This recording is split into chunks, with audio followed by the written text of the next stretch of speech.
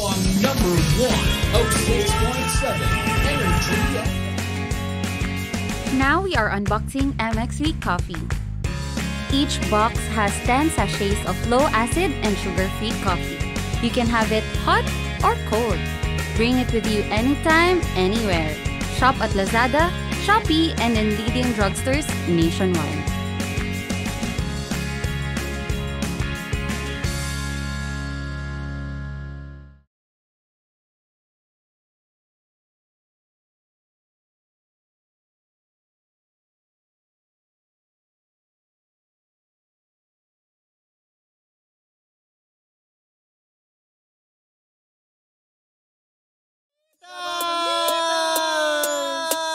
With Tita Cora and Kapitana Sisa. Same, pero iba. We are number 106.7 Energy FM. Pangga, wag mong sabihin radyo. Sabihin mo. Yan! Hello pa rin po sa lahat ng ating mga pangga na nakatutok sa atin araw ng Martes. Yes. Na nakakalokan, tignan ang inyong mga kalendaryo. It's July 9. July 9 na nakakalokan. Alam mo, Mare, kahapon, di ba usually hindi naman ganitong mga panahon nag-uulan, di ba? Medyo nagbabago na talaga yung panahon. Kaninang umaga, expected ko na parang umaambon-ambon pa rin. Kasi ang buong Metro and Mega Manila ay inulan kagabi. Kagabi, grabe, no? Napakalakas. At dyan sa mga kababayan natin nandyan sa Mandawi, Cebu, binaha sila kagabi dahil sa lakas ng pag-ulan. Oh my gosh, sana man lang, 'di ba? Sana safe po kayong lahat lalo na sa mga pangga natin, 'di ba? Yan kasi napapanood din tayo via our social media through our Facebook Live and of course on YouTube. Sa mga sa ating mga pangga na sa mga taga Cebu, sana okay lang po kayo, safe po kayo. Alam mo, Mare, nakakaloka nga dito, Mare, yung ating mga kababayan dyan sa sa Cebu, hindi nila ine-expect, Mare, na kahapon ay uulanin sila. Oo, 'di ba? Maski dito, no, grabe yung thunder lightning. Kaya naman mga pangga, kapag halimbawa lalabas kayo ng bahay, expect na natin na tayo ay uulanin sa hapon, kaya magdala kayo pananggalang sa ulan. Oo, payong, sombrero, at saka yung kalusugan. Jacket. Yes, mag-vitamins araw-araw, kaya dapat umiinom kayo lagi ng MX3, diba? Kaya nga naman para sa ating mga pangga na nakatutok sa atin, ako po si Kapitana Sisa. Ako naman ang yung Tita Cora. At ito na ang Baklita sa Woo Woo Woo! Hello po sa inyong lahat. Hello pa rin sa ating mga ano ba gusto ko sabihin? Ano ba yung gusto ko sabihin kasi? Gusto lang kitang sakipin bigla. Ginano ko na lang yung sarili ko. Bakit ba? Welcome to live show. Kakanood mo yan kay Dura. Welcome to the live show na nakakaloka, diba? So, gusto kong sabihin sa lahat ng ating mga pangga, sama kayong panig ng Metro and Mega Manila, hello po sa inyong lahat. Yes. Siyempre, batiin din natin, of course, ang mga taga San Bartolome, Novaliches, Quezon City. Hello sa inyong lahat. Yes, at sa lahat ng ating mga pangga na nandyan ngayon sa Antipolo, sa May Padilla, magandang umaga po sa inyong lahat. Alam namin nakatutok kayo sa amin. Oo, siyempre, batiin din natin, diba? Nabati na rin natin, nagsimula tayo sa Rizal. Pababa tayo sa mga taga Taytay. Hello sa inyo. Baba pa ng konti sa mga taga Cainta. Hello po. Ibaba mo pa! Ay, Ortigas Extension na yun. May matraffic. Mayor Bico, hello. Oo, diba? Na nakakalo. Rizal. Hindi, Pasig Ortigas sila. na? Pasig.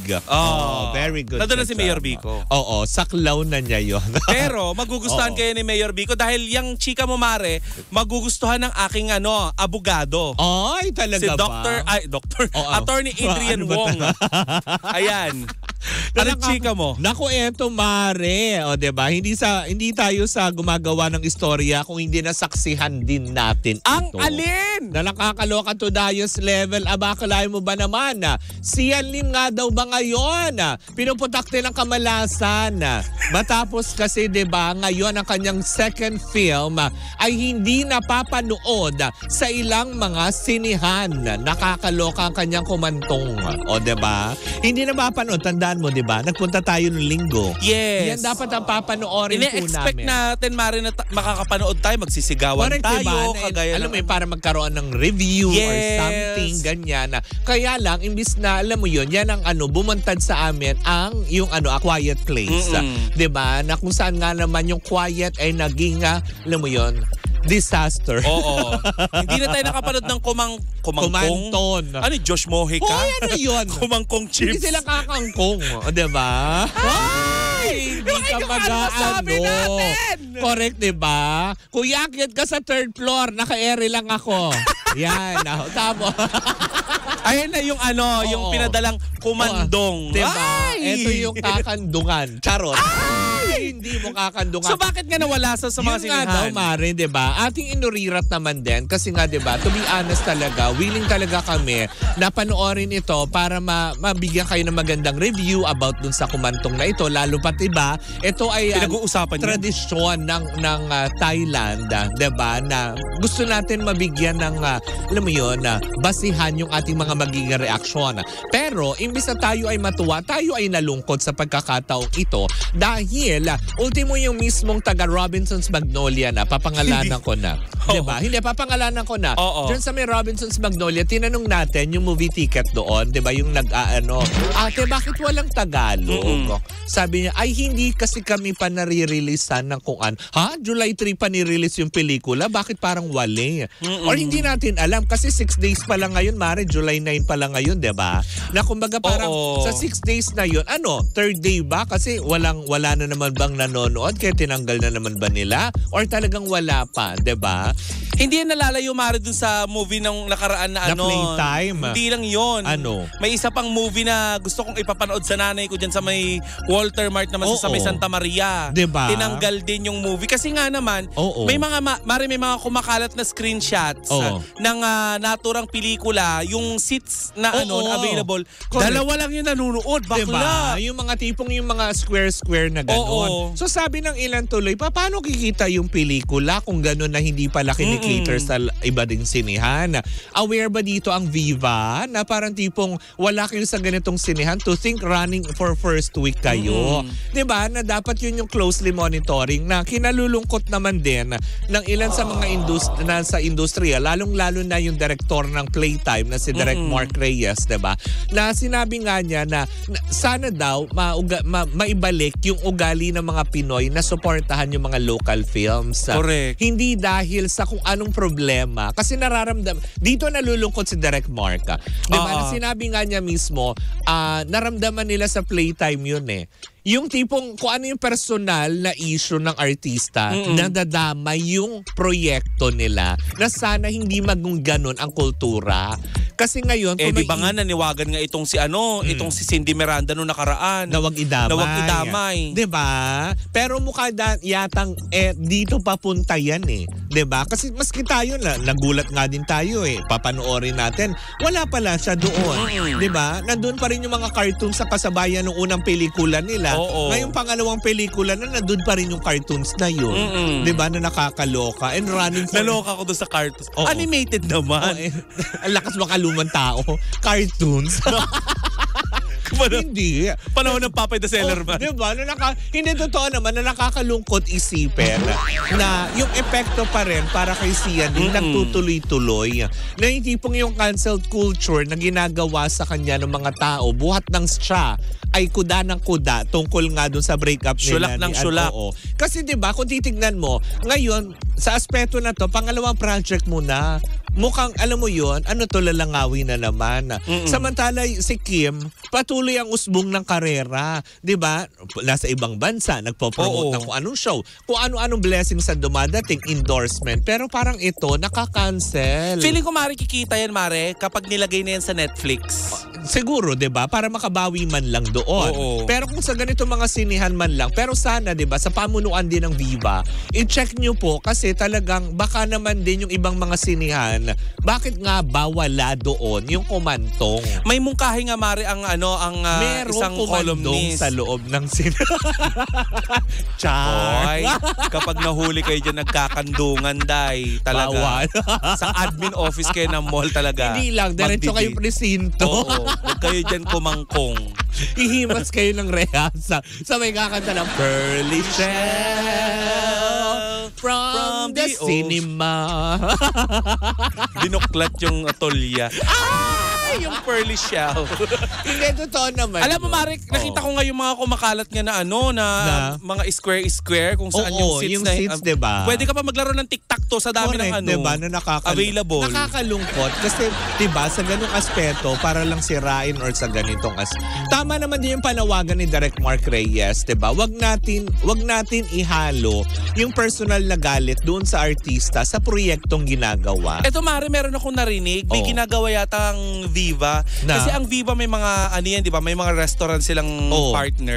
Kagaya ng letter B. Madami silang Pangalan natin Botijo o baka naman B. Madami sa diba? kanila under Viva yung Paper Moon kanila. Tapos yung ramen din sila, diba? Ngayon, Mari, may ginagawa yata sila na kapag umorder ka, bibigyan kanila ng cinema ticket. Yeah. Pwede yung ganun, Mare. Sa bagay, kasi through that, diba, kahit papaano, kumikita na din. Correct. Diba, na nakakalungkot. O kaya, Mare, diba, ipapromo ang mga sinihan. Correct. 3, tapos free yung isa. Diba? Dalawa ang bibilhin mo, may Hindi, I mean, para lang sa ganun ay lumakas ang benta ng ticketing. Well, sa bagay, sa panahon ngayon, Mare, alam naman natin magkano ang sine ngayon. Ang mahal diba? na. Hindi biro. Pero yung mga cartoons, mas piniling panoorin kahit mahal. Kaya lagyan nyo ng diba? 1 kilong bigas. Tapos yung mga kamag-anakan ko, showing na din yung mga Minions.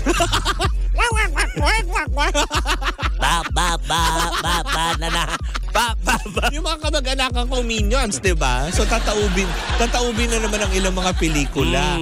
Minions hindi yung mga may-ari ng Pogo. Diba? Hoy! Bakit mo sila nasama doon? Kasi mahal natin sila. Tama. Diba? Sila nagpausbong ng ating ekonomiya. Aminin mo yan. Yes. Sila ang una nagtinda ng pako.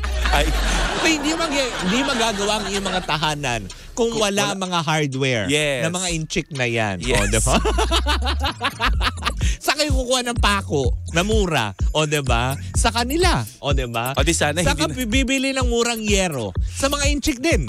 Diba? Saan kayo kumukuha? Saan kayo una nakatikim ng taho? Sa inchik. Diba? At saka huwag kayo magsalita ng medyo, alam mo yun, profanity sa mga Chinese. Kasi lalo na kapag yung parcel mo, nasa sorting facility pa sa China. Baka pagdating yan, bato ang laman yan. Diba? O kaya hollow block. Bakit siya na napunta? Sa parcel. Kasi ito si Sian. Si Sian kasi. Si Sian Lim kasi. Hindi siya natino. Kaya hindi kita kumangkong. Ay, kumantong. Kumangkong. The views and opinion of the leopard lady. Together. With a minion. Hindi. Alam mo, ano lang to, Mare, pagsubok lang to kay Direk Sian Lim. Diba? I-address na natin siyang direct kasi director na siya. Correct. Diba? Pero hindi na rin biro, Mare, kasi pangalawang pelikula na to. Diba? Magkasunod pa. Kaya tatatlo pa ba? Ganon? Hindi, siguro pinakamaganda dyan, mungkahi ko lang naman bilang leopard lead. Siguro magpahinga muna si Sian. Diba, gumawa siya ng mga series. Correct, diba? Ang taas naman kasi kaagad ng kasunod ng Playtime movie kaagad. Diba? Na parang tipong dapat, alam mo yun, yung una pa lang, bago i-release sana. Mari, ikaw tatanungin kita. Ito bang paglalabas ni Sian ng pelikula na kanyang pinangunahan ay tingin mo ay wrong timing?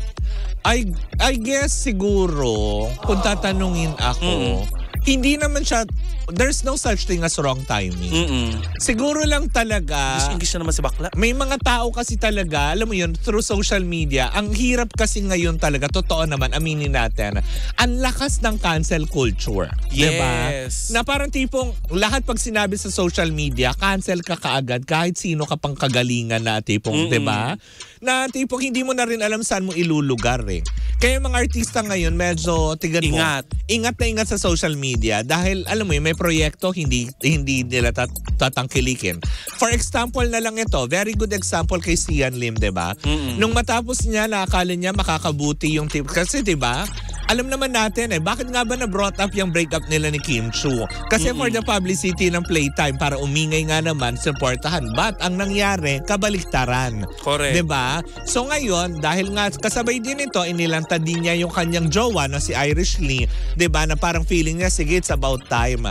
Mga tao kasi kapit pa din. Lalo pat pag yung love team nyo, minahal talaga ng tao. At saka lalo na Mari, nakita nila kung paano nasaktan si Kim Chu. Diba? Yung mga ganong aspeto. Siguro lang sa aspeto na yun, Mare, kung hindi sana may posibilidad sana ito na okay, kumita diba? Bakit naman yung ibang pelikula dyan, break even, diba?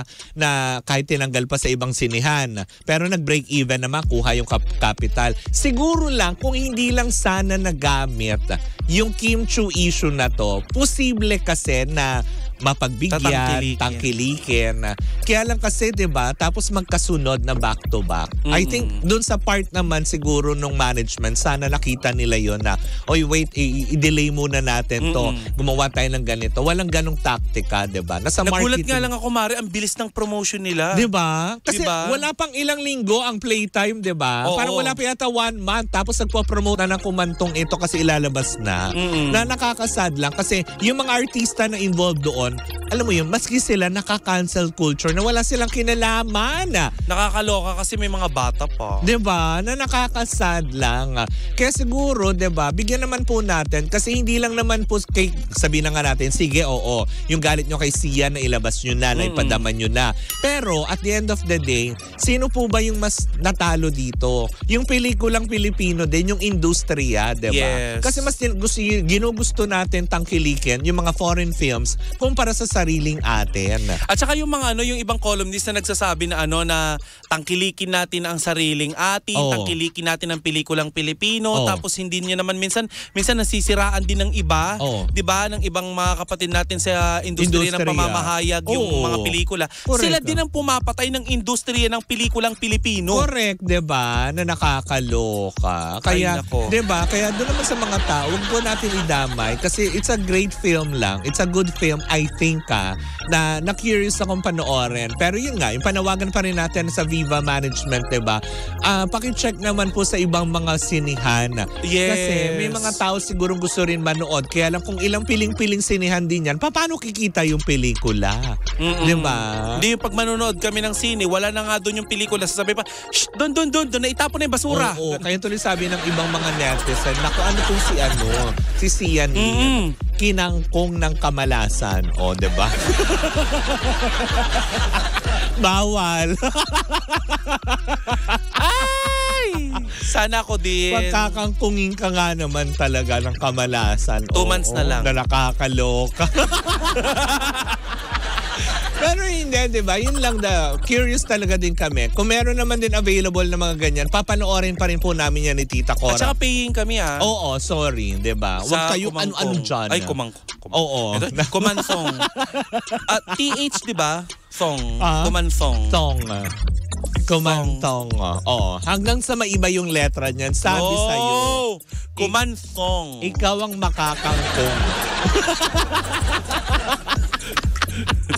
Anyways, mga bagaya mo muna ang ating unang chika for today's video. Sa aming pagbabalik nako, may panglalait. Lait na namang nagaganap. Kung Kaya sino nga. man yan. Kung sino man yan at ano man yan, sama-sama natin makatutukan sa pagbabalik ng Baklita sa Woo Woo Woo! And we are still same pero iba. Tuloy-tuloy pa rin po ang ating tugtugan. Siyempre dito po lamang yan sa number 106.7 Energy FM. Pag wag mo sabihin radyo. Sabihin mo.